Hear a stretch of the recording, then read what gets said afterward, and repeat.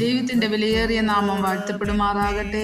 തിരുവചനത്തിൽ ഇപ്രകാരം നാം വായിക്കുന്നു: നീ വെള്ളത്തിൽ കൂടി കടക്കുമ്പോൾ ഞാൻ നിന്നോട് കൂടെ ഇരിക്കും. നീ നദികളിൽ കൂടി കടക്കുമ്പോൾ അവ നിന്റെ മീതെ കവിയുകയുമില്ല. ആമേൻ. പ്രിയമുള്ളവരെ, തിരുവചനത്തിൽ ആശ്രയിച്ച് വിശ്വസിച്ചുകൊണ്ട് ഈ പ്രഭാതത്തിൽ ഒരു നിമിഷം പ്രാർത്ഥിക്കുന്നു. പരിശുദ്ധ ദൈവമേ, സ്വർഗീയ പിതാവേ, അവിടുത്തെ പുത്രന്റെ നാമത്തിൽ പ്രാർത്ഥിക്കുന്നു. നമ്മെ നന്നായി അറിയുന്ന ദൈവം, അതിശയവും ഭയങ്കരവുമായി നമ്മെ സൃഷ്ടിച്ച ദൈവം, ഈ പ്രഭാതത്തിലും നമ്മെ സംരക്ഷിച്ചു നടത്തുന്നതിനായിട്ട് സ്തോത്രം ചെയ്യുന്നു. ഈ തിരുവചനം കേൾക്കുകയും കാണുകയും ഇത് വായിക്കുകയും ചെയ്യുന്ന എല്ലാ പ്രിയപ്പെട്ടവരെയും കർത്താവ് ധാരാളമായി അനുഗ്രഹിക്കുകയും ആദരിക്കുകയും ചെയ്യുമാറാകട്ടെ. ആമേൻ. നാം ആയിരിക്കുന്ന എല്ലാ മേഖലകളിലും കർത്താവിൻ്റെ കരം നമ്മോട് കൂടെ.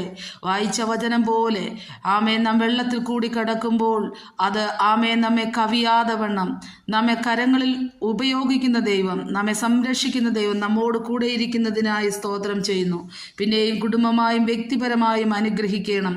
രോഗത്തിൽ നിന്നും ശാപത്തിൽ നിന്നും വിടുവിച്ച് അവിടുത്തെ ചിറകടിയിൽ മറയ്ക്കണം. ജയകരമായൊരു പ്രഭാതം കർത്താവ് നമുക്ക് തന്നതിനായി സ്തോത്രം. യേശു ക്രിസ്തുവിന് അതിപരിശുദ്ധമായ നാമത്തിൽ പ്രാർത്ഥന കേൾക്കണം. ആമേൻ പിതാവേ. ഹല്ലേലൂയ.